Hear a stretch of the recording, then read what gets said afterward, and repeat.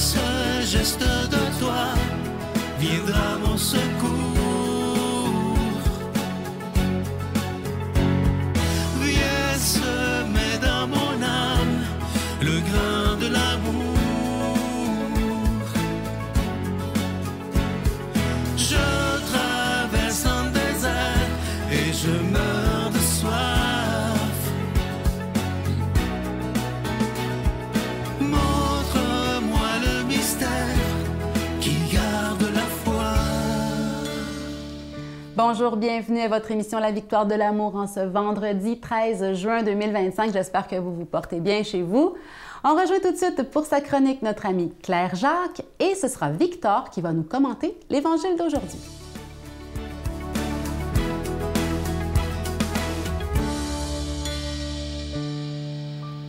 Bonjour à vous, chers complices du vendredi. En préparation de la fête des Pères, j'ai le goût de vous partager une histoire un peu personnelle que j'ai vécue avec quelqu'un que j'ai accompagné en fin de vie.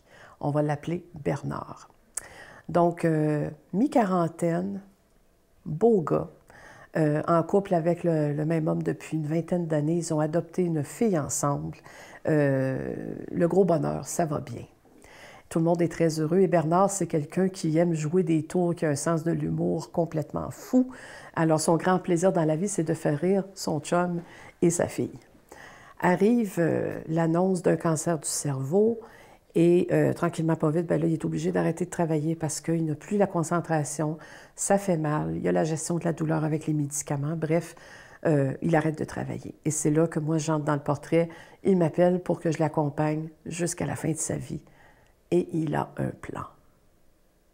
Le plan, c'est qu'il veut mettre sur une clé USB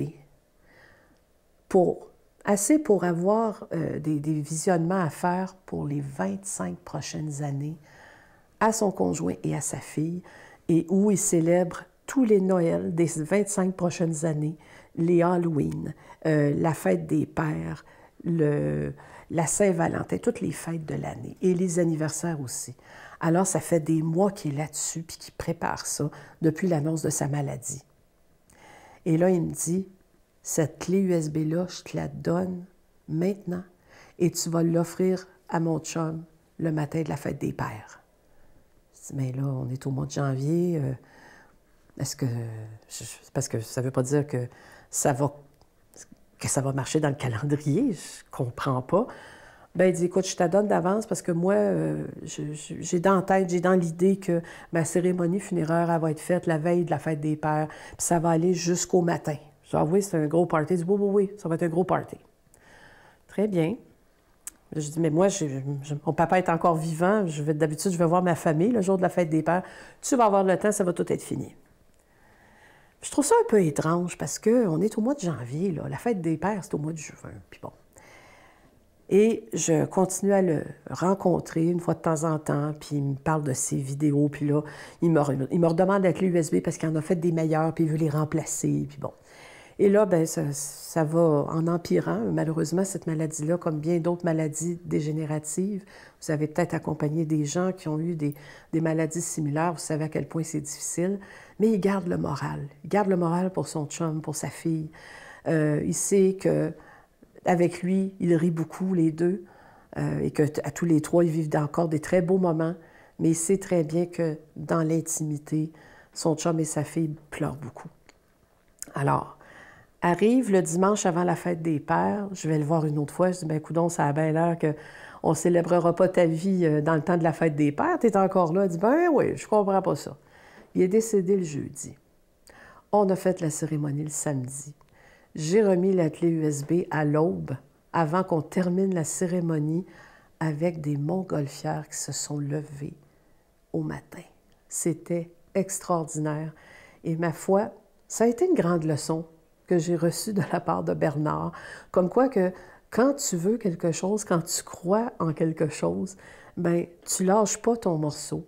Surtout si c'est pour faire du bien aux gens qui t'entourent, parce que la cérémonie, c'était tout lui qui l'avait organisée. C'était plein d'amour, de bienveillance et d'humour aussi, à son image. Alors, soyons conséquents dans nos foi et faisons ce qu'on a à faire. Notre Père qui es aux cieux, Que ton nom soit sanctifié, que ton règne vienne, que ta volonté soit faite sur la terre comme au ciel. Donne-nous aujourd'hui notre pain de ce jour. Pardonne-nous nos offenses, comme nous pardonnons aussi à ceux qui nous ont offensés. Et ne nous laisse pas entrer en tentation, mais délivre-nous du mal, car c'est à toi qu'appartiennent le règne, la puissance et la gloire pour les siècles des siècles. Amen. Je continuerai à croire, même si tout le monde perd espoir.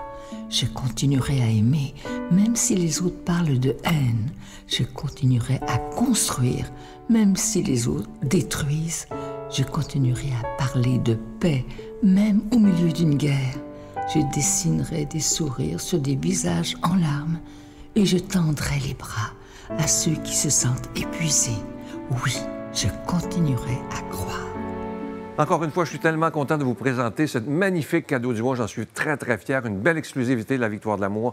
Il s'agit d'un pendentif du cœur immaculé de Marie. Vous le voyez à l'écran présentement. C'est en acier inoxydable, orné de beaux petits zircons et la chaîne est incluse. Je vous rappelle que ce bijou, il est déjà béni et évidemment, ça se donne tellement bien en cadeau. Alors, je vous rappelle qu'avec un don de 25 $, vous recevez un cadeau. Et évidemment, si vous en voulez deux, c'est avec un don de 40 $. Et si vous voulez voir tous les cadeaux disponibles, je vous invite à aller sur notre site Internet dans la section cadeaux et vous allez voir toute la boutique qui est là. Il y a vraiment de belles choses pour se faire plaisir et faire plaisir.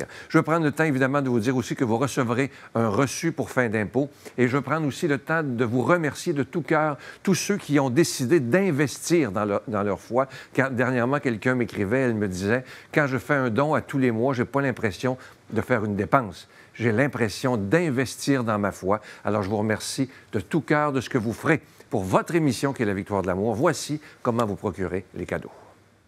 Par la poste à la Victoire de l'amour, casier postal 120, succursale Boucherville à Boucherville, le J4B 5E6, ou par téléphone, par carte de crédit, du lundi au jeudi, de 8h à 17h, au 514-523-4433, ou à notre numéro sans frais, le 1-888-811-9291. Également sur notre site Internet, le www.lavictoiredelamour.org. Avec votre don, vous recevrez aussi un reçu pour fin d'impôt. Merci de donner des mains à la Providence. Merci d'investir dans votre foi.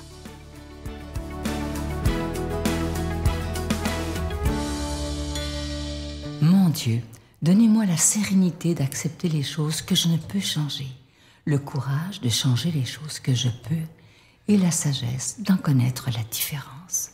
Amen.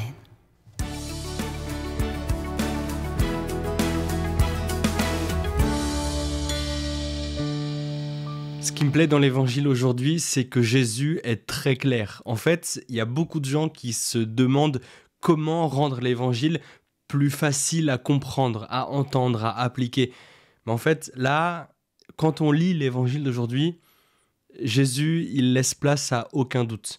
Il dit des choses qui semblent même très radicales. Il dit, si ta main droite entraîne ta chute, coupe-la et jette-la loin de toi. Si ton œil entraîne ta chute, coupe-le, arrache-le et jette-le loin de toi. C'est évidemment un langage symbolique, mais pour dire que c'est dans ton intérêt de perdre un de tes membres plutôt que ton corps tout entier ne s'en aille dans la géhenne ou dans la perdition, ou en fait ne finisse en enfer. Finalement, là, Jésus, il est très clair.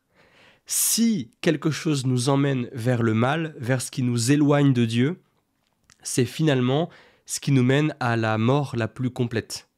Et donc, mieux vaut s'en séparer, mieux vaut le couper et l'arracher, en fait, l'écarter loin de nous. Ça peut sembler dur à entendre, mais c'est en fait très clair, c'est radical. Il n'y a pas à se poser 1000 questions là-dessus, sur ce passage. Simplement, si on veut suivre Jésus, alors il faut qu'on choisisse de refuser, de fuir tout ce qui nous écarte de Jésus. Et ça, c'est difficile parce qu'on a des idoles. Comment donc repérer quelque chose qui est une idole? Si ça prend plus de place que Jésus dans notre vie, c'est une idole. Si dans ce qu'on fait, parfois qu'on s'entende bien, on travaille plusieurs heures par jour, ça ne dit pas qu'on prie plusieurs heures par jour, ça ne veut pas dire que le travail c'est une idole, mais dans le travail, on peut mettre Dieu, On peut prier intérieurement dans la simple mesure où notre travail, on le voit comme un service rendu, où on y met la présence de Dieu, où on essaye d'être présent à ce qu'on fait. Même de prier intérieurement dans le sens où ce qu'on fait, on veut le faire bien, par amour pour les autres. C'est en soi mettre Dieu dans notre travail et ça devient une forme de prière. Mais si dans ce qu'on fait, on ne met jamais Dieu, là, il y a quelque chose de dangereux. Ou alors, si on tient tellement à quelque chose, imaginons dans notre vie, tout le monde tient à des choses. Maintenant, posons-nous une question.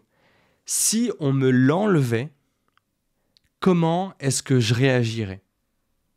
Si je n'avais plus cette chose-là du jour au lendemain, comment je réagirais ?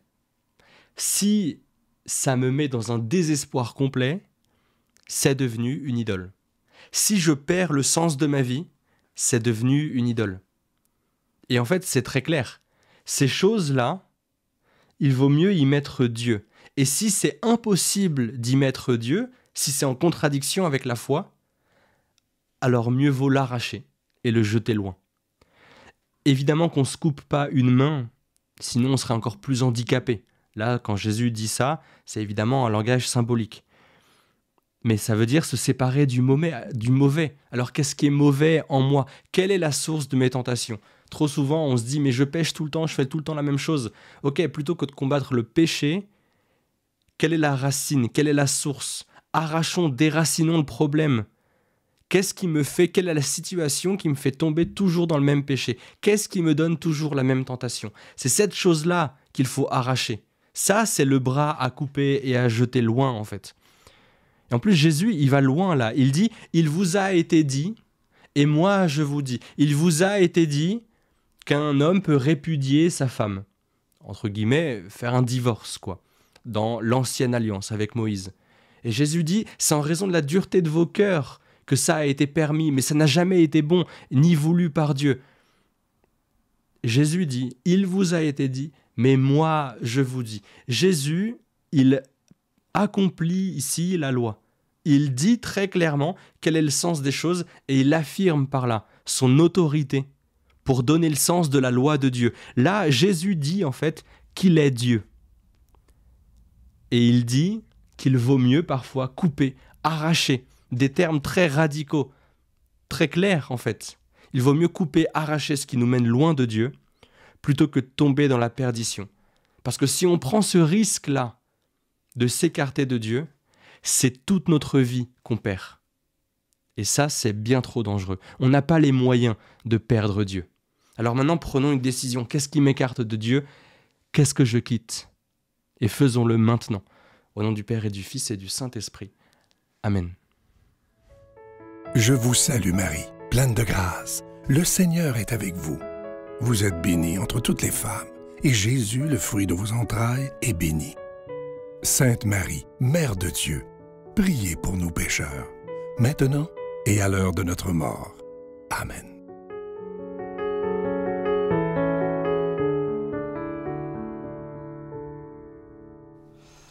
Aujourd'hui, 13 juin, on fête Saint-Antoine de Padoue. Padoue, c'est une ville en Italie, mais Saint-Antoine est né au Portugal. Et c'est un saint que j'affectionne beaucoup parce que c'est celui qu'on invoque quand on a perdu un objet. Et grâce à l'intercession de Saint-Antoine de Padoue, j'ai retrouvé toutes sortes de choses que j'ai perdues et je ne perds mes choses jamais bien longtemps parce que je l'invoque tout de suite et je retrouve mes choses tout de suite. Donc, je vous encourage à l'invoquer régulièrement, aussi souvent que nécessaire. Saint-Antoine de Padoue, priez pour nous. Une des plus belles choses que... Ah, ils sont il t'aime, ça sont belles. Juste le regard. Une des plus belles choses qu'elles m'apprennent, elles m'apprennent plein de belles choses, mais s'il fallait en cibler une, c'est vraiment l'art d'aimer. De la neige sur la Bible de mon père, de la neige sur son tombeau, de la neige et une gelée blanche, cristallisant les larmes dans la peau. À l'église de mon beau